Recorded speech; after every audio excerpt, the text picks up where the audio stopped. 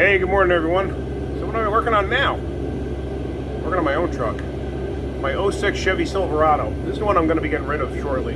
I got somebody that wants to buy it. They know all about it. It's got some rot on it. The rockers are rotting out. The frame has a little bit, the actual main structure of the frame is fine. It's just some of the inner pieces, for some reason, rotted away. Let me show you what I got. I'm going to show you what I got to fix today. So here's the rocker panels. As you see, they're going out. They're pretty well rotted. The rest of the body's actually in very nice shape. The truck actually looks very good until you really start to get down and take a good look at it. And I haven't hidden anything on this truck. But anyway, as you can see here, this inner support on the frame is rotted away, but the outer portion of the frame, all the way, front to back, is fine. There's nothing wrong with it. These cross member tubes here, they're in okay shape. There's nothing really wrong with it. It gets a little rotted when it comes up in here, but I'm gonna plate this in. I'm also gonna redo the fuel lines. As you can see, they got scaly rust on them. But let's see. Yeah, over where the gas tank straps are, that's like a known area to rot out. That's not terrible yet. It still has plenty of life left in it, but I'm not too worried about it. You know, a lot of these things, the shock mounts rot out, and as you can see, not terrible. I mean, this thing was a plow truck in New York before I got it. So who knows the life it led before me? You know, all I know is it was used as a plow truck, a private plow truck on this guy's long driveway. The guy had like a mile-long driveway, and that's what he used it for. But anyway, so one thing I want to show you.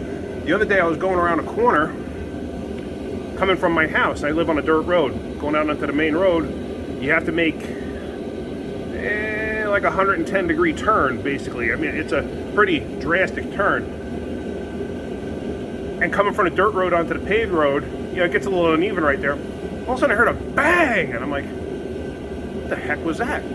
So I'm going up the road, and I kept on hearing this loud thud, and you could feel it in the floor of the truck, and I'm like, ooh, that ain't good. So I pulled over and I looked, didn't see nothing. And for a second there, I thought maybe a gas tank strap had broken. I'm like, all right. I drive to work, and I was like, yeah, I gotta put this thing up on the lift. I said, so in between cars, I threw it up on the lift real quick, and this is what I found. So, that right there, oops, let me back up a little bit. That right there, that's a torsion bar mount. This is the cross member for the torsion bar. So the mounts right there, you see it? It's riveted to the frame. I've made a video on changing these before. We'll come to this side. It's non-existent. So this was hitting the frame down here. You can actually see some dents in the frame from this contacting it. You can actually see the witness mark up there. So yeah, what I'm gonna do is I'm actually gonna change those mounts. I have new ones. I didn't even open the boxes yet. Let me open the boxes and show you what I got.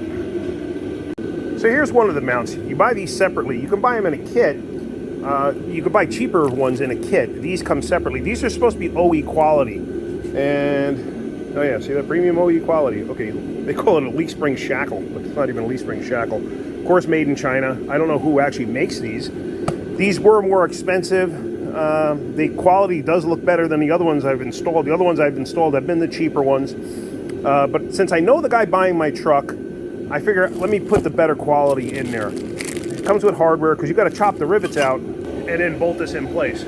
So like I explained on the last video, you basically take a cutting wheel or some kind of a grinder, and you're gonna grind the heads of these things down.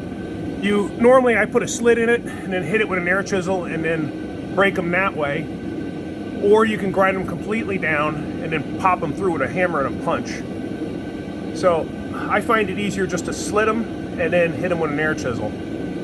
So let me do that. Let me do one side first. I'm gonna slit everything, then let's hit it with an air chisel and let's see what happens. All right, so as you can see, I sliced the rivets. See that? So what I'm going to do is I'm going to start chopping them off with an air hammer. Now, I'm only going to show you on one, and then I will pause it just to cut the other ones out. There's no reason for you to watch me cut every single one of these things out. But hopefully you can see me doing this.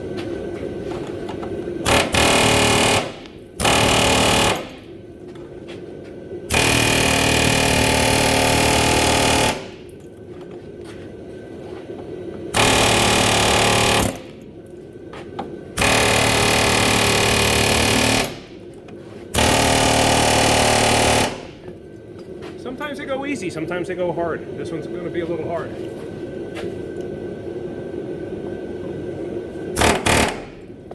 Spread them back open sometimes. There we go.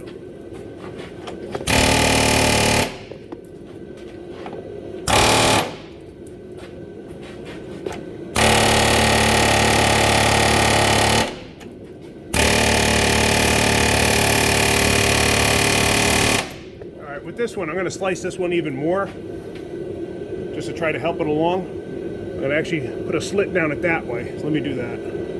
All right, so there you see, I got another slit in it. So now it should break relatively easy, I hope. Yep.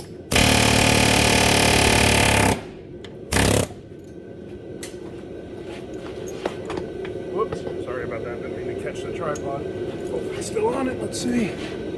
Yeah, you're still on it. So now what I'm going to do is I'm going to get a punch and punch that through. All right, so now I got a tapered punch on my air chisel. We're gonna hit it in the center. And hopefully it'll come out.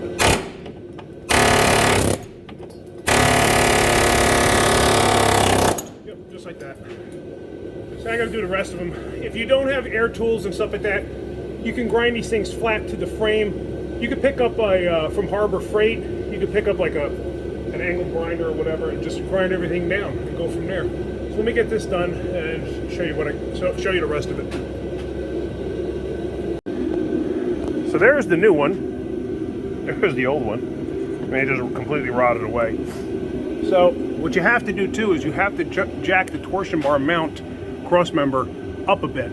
So what I'm gonna do, here you can see actually the frame is starting to rot a little bit down on the bottom underneath where the bracket was just laying. So but what I'm gonna do is I'm actually gonna get up there with a shop vac. I'm gonna clean out all the rust, because you can see it's just packed up and laying in there. So I'm gonna clean all of that stuff out right now, and then I'm gonna get the new bracket up in place. But you have to jack this up. I didn't wanna go too far because I'm hitting the fuel lines up there. I didn't wanna go too far because they are rusty over here. I am fixing those at some point, just not doing it today. So I don't wanna create a leak if I can all avoid it. So this is up pretty much as far as it'll go. And that should give me enough clearance, hopefully, to go back in. The worst thing, or one thing I may have to do if it won't go back in, I may have to loosen up this bracket for the ABS unit, but I kind of like to avoid any of that because anytime you do stuff like that, you create more problems. So let me get all the rust cleaned out of there and let's see what we can do here. Okay, so there is no way to get this thing in there from what I can tell. It's gonna have to kind of go up through this area. So I'm gonna take the bolts out that hold the ABS unit in place. Hopefully I don't create another problem. I'm going to loosen up on the torsion bar adjustment also and try to get this thing up as high as possible. I'm going to also see there's a clip here for the fuel lines. I'm going to undo that from the frame so this way this thing can flex upward as much as possible. Because I got to get enough height out of this. I tried jacking it up, but there's just not enough room to get that bracket inserted through here. It's the first time I've ever done one. My truck is a single cab 8-foot bed. I've never done one on these, on a single cab 8-foot or 6-foot bed. It's got a shorter frame section right here. Usually I've done them on extended cabs or 4-doors, and it's usually never this problem. So let me do that. Let me get those 3 bolts out for this. Let me loosen up on the torsion bar mount. Let me get the clip undone for the fuel lines, and let me see how high I can get this thing up. Because this is a little bit of a nightmare. Hopefully I don't have to take the torsion bar out. Might have to, but let's find out. All right, so what I'm going to try to do now is I got that up as far as it'll go. I have a pole jack on the back. You can see that. I have a pole jack in the back because I have this pole jack here and I'm taking quite a bit of weight off the vehicle. So I just want to be safe. So now, it's not going to just fit in. I'm going to have to, like I said, I might have to take the torsion bar out. If I don't have to, I'd be very happy.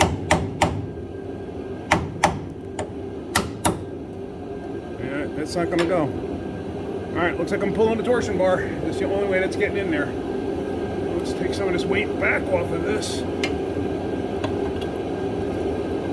Yeah, I really didn't want to pull the torsion bar, but I don't have a choice at this point. All right, so it's coming down. I already have the tension taken off of it. The nice thing is there's so much dirt on there, I know exactly where it was. So when I go back together, it'll go back exactly the same way. So let's see about knocking this torsion bar out. Hopefully it'll come out. If not, I'm going to have to notch the frame here to get this thing out. And like I said, this was an up north vehicle. It was a plow truck, so maybe a problem. If I have to notch it, I have to notch it. Let's see. All right, so I actually just started messing with it. What I did was, when I let this all the way down, I was like, I wonder if I have enough room to go over top and drop it in place. Yeah, sure enough I did.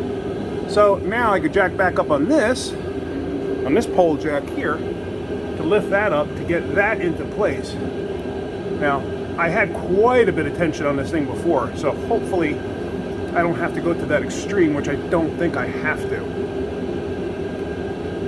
So, but I think also taking that tension off the torsion bar, I think that helped me get that cross member down further, which I didn't even think about beforehand. It's almost there. Yeah, okay, there we go. So now I can bolt that thing up in place and catch the top bolt there for the mount, and then we're going to do the other side. All right, let's get this thing caught.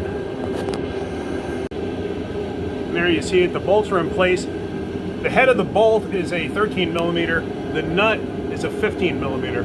So basically what I'm going to do is I have a short 3/8 breaker bar. I'm going to hold the nut like that, and I'm going to zap the other end. I'm going to tighten all of those up. Let me get the long bolt in, and I may as well leave the torsion bar loose, because I'm going to loosen that torsion bar on that side and then change the other one.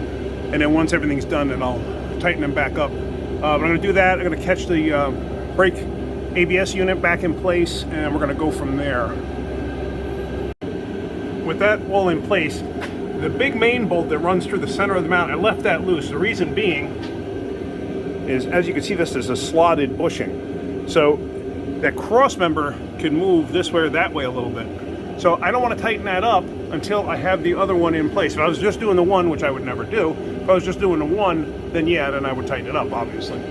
So now, let me get to this side. I'm not going to show you this side, but it's basically the same thing. I'm going to loosen up on the torsion bar, take the bolt out, cut the rivets, and swap it over. This side's much easier, as you can see, because I don't have the ABS unit. I've got a dirt dauber nest there, but I don't have the ABS unit or anything to interfere, so this mount should be able to slide in relatively easy like that and get in place. All right, let's do this side, get that done, and finish this up. Kind of amazing going from one side to the other. I mean, this side really isn't bad. I mean, it's actually pretty thick still. It's got a lot of surface and scaly rust on it, but it's still pretty darn good. It's still pretty thick. Hey, look at that side. I mean, just there's nothing left to it. So usually when I see stuff like that, usually I've found that the vehicle is parked with the rusty side is usually close to grass. That's what I've noticed. Anyway, so I got them both done. Everything's tightened up. It really wasn't a super terrible job. You know, just this side does have a lot of rust on it, but at some point I'm going to be plating this in. I'm going to replace these fuel lines because they're ready to go. As you can see, they're pretty well rotted. And this system, because this is a 4.3 liter, this system runs on a higher fuel pressure than a 5.3, a 4.8, a 6 liter. This thing requires 55 PSI to even run. Whereas the other ones, I think you can have as little as 18 PSI. They're going to still run. This thing, once you hit below, it needs 55 to start. Anything below 50, it won't even run. So, anyway, so let me let this down. There's a few other things I'm going to do to it today. But yeah, that's pretty much it. So, hopefully you got something out of that. If you did, hit that like button. If you could, please subscribe. All right, guys, have a great day. Keep wrenching.